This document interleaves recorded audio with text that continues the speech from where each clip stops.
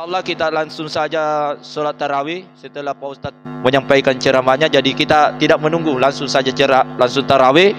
Ya, kalau memang Lebaran besok kita anggap sebagai ibadah sholat malam saja. Ya, karena lama juga Bapak kalau kita menunggu belum tentu kita sholat tarawih lagi. Ya, jadi kepada Pak Ustadz Haji Dr. Niman Samuel CMA, kepadanya kami persilakan dan kami akhiri. Wallahu musta'an wal itiklan. Wassalamualaikum warahmatullahi wabarakatuh.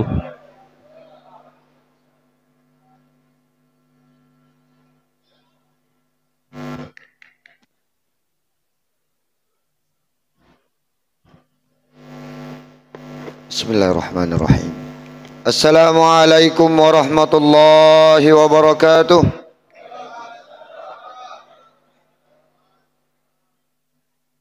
Alhamdulillahi rabbil alamin. Wassalatu wassalamu ala rasulillah wa ala alihi wa ashabihi ajma'in at-tahirin, amma ba'd. Alhamdulillahi rabbil alamin adalah ungkapan kesyukuran kita atas nikmat Allah yang tidak terhingga. Salawat dan salam kepada junjungan Nabi kita Muhammad sallallahu alaihi wasallam, Nabi yang diutus oleh Allah sebagai rahmatan lil alamin. Bapak Ibu hadirin hadirah yang insyaallah dirahmati Allah Subhanahu wa taala.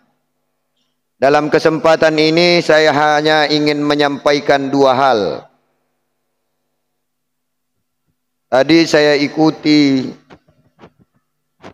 media bahwa pengumuman akan dilaksanakan pada jam 7:05 waktu Jakarta. Saya baru sadar, di sini sudah jam 9:05. Baru ada pengumuman. Walaupun kita tetap menunggu pengumuman daripada pemerintah.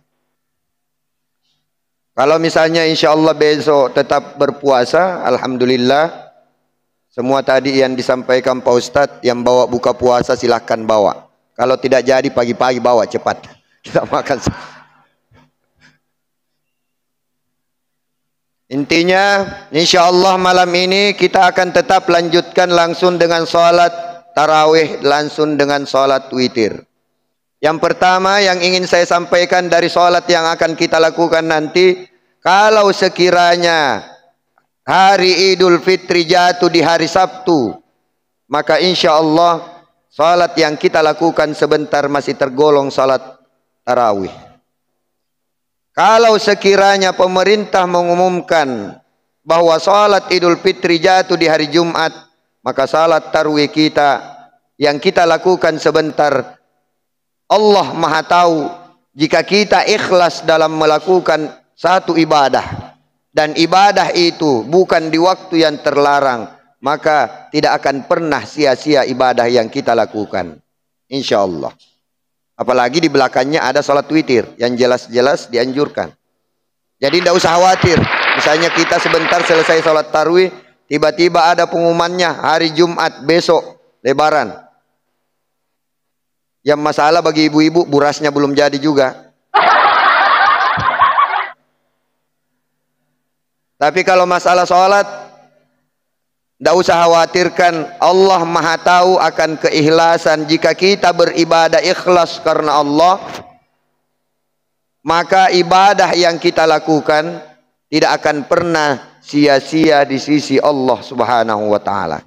Yang kedua yang ingin saya sampaikan, mengulang dari yang semalam, bahwa kalaupun ada perbedaan hari Jumat dan hari Sabtu karena adanya perbedaan metode penetapan 1 Syawal.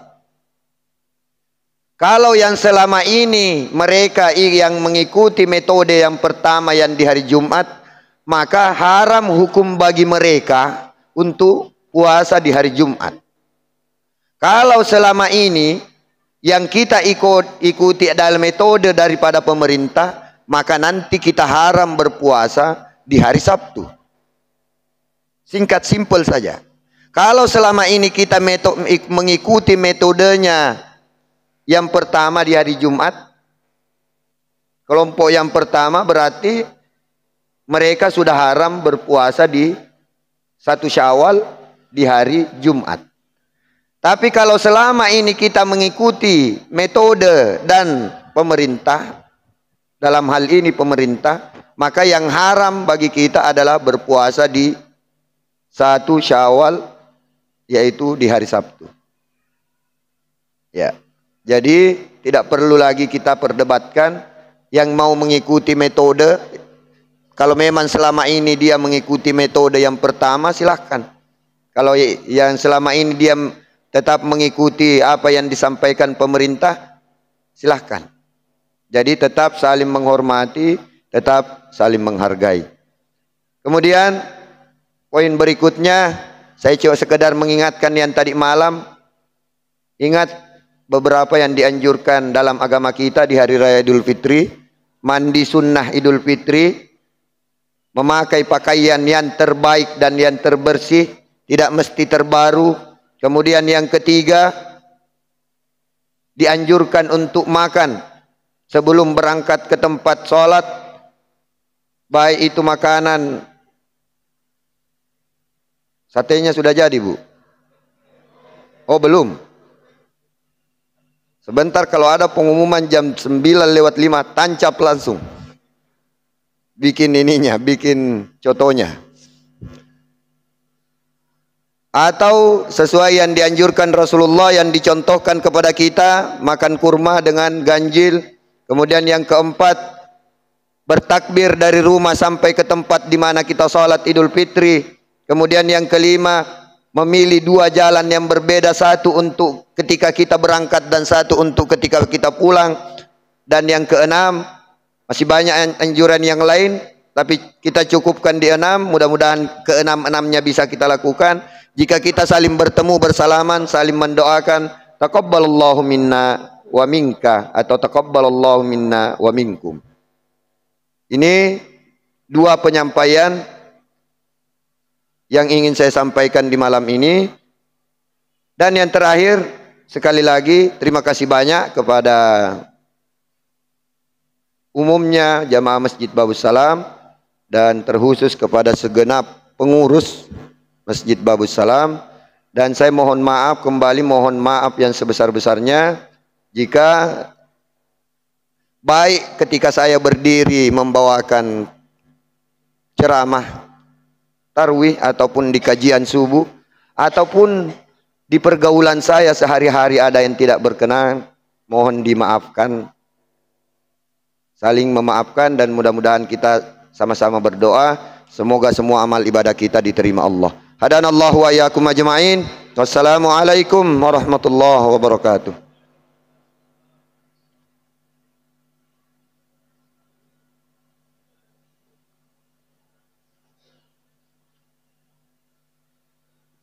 Bapak Ibu, mari